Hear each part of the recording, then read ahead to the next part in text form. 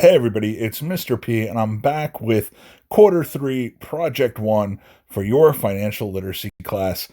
Everything you need to know about wages.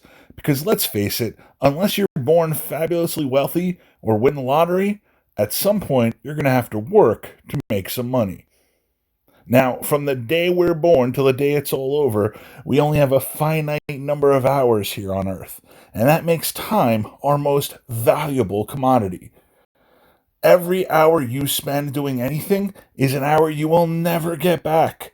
So we have to make sure that we get full value for our time.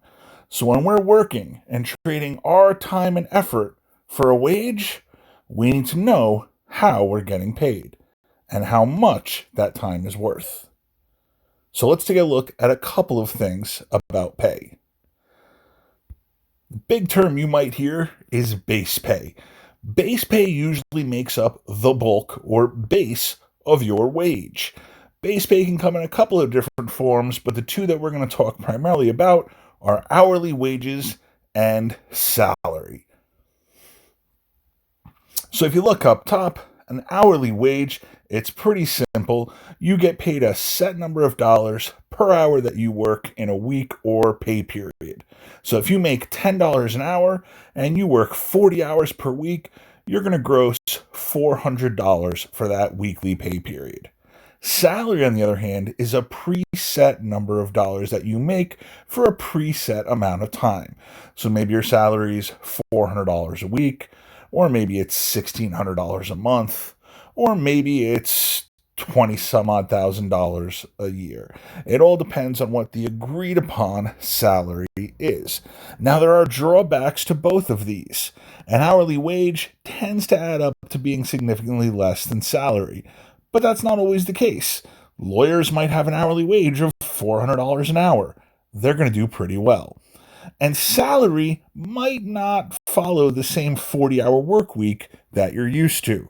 I know a lot of guys who were first-year accountants and thought $70,000 was a lot of money until they found out they were going to be working 85 hours a week to get it.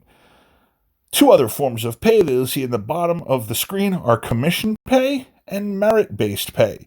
So commission pay is basically the more you sell for your business, the more pay that you will receive. Now, sometimes if you're on a commission basis, you get a small set wage, a small salary to get you by week to week. Sometimes that salary is just your base pay. Sometimes that salary is an advance on future commissions. And when you make those big buck sales, they'll take some of that advanced money back.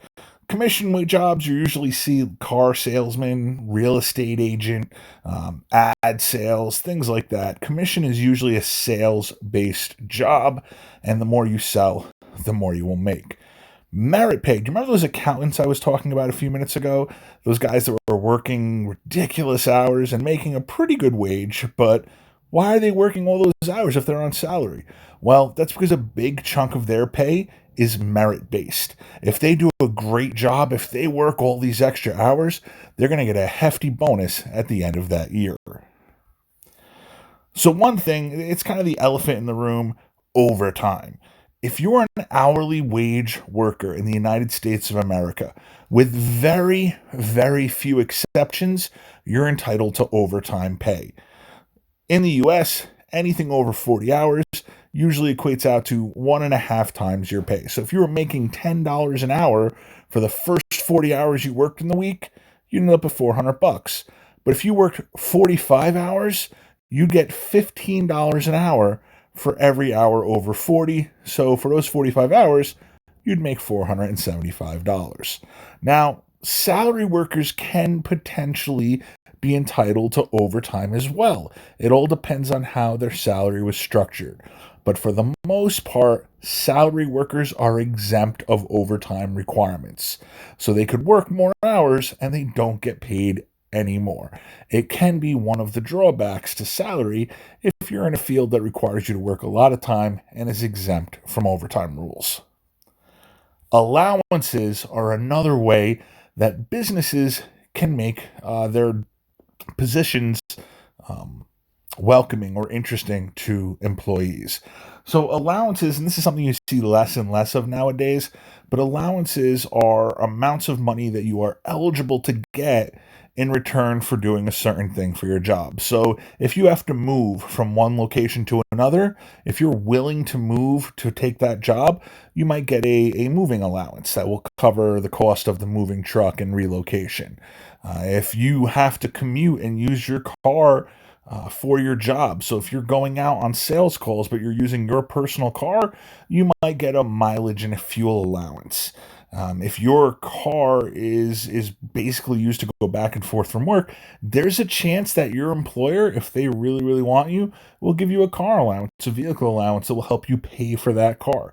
It all depends on how valuable you are to your employer and how hard it is for them to fill that position with a quality person. Other examples of allowances, you might have per diems, which would cover meals and bus passes or local transportation. You might have a entertainment allowance if your job is to take clients out and wine and dine them. They will cover that cost. You might even have like a child care allowance. If your job doesn't provide babysitting, there's a chance that they give you an allowance for a daycare.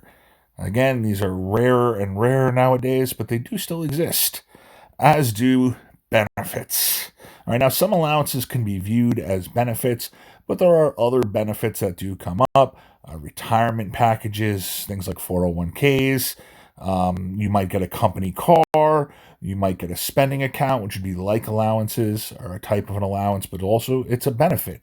Health insurance is a huge benefit nowadays. You might still have to kick in or contribute to your health insurance, but if your company is covering any of your insurance, that is absolutely a benefit. And if you are lucky enough to find a place that has a good insurance plan and they cover all of it, that is a huge benefit. Benefits and allowances are just incentives to attract or retain quality employees. So these are a few of the ways that companies compensate their employees. This is video number 1 for this project. Take a look at video number 2 as well, and then you'll have a short Google quiz, and that'll be the end of project 1 for quarter 3. Isn't that easy?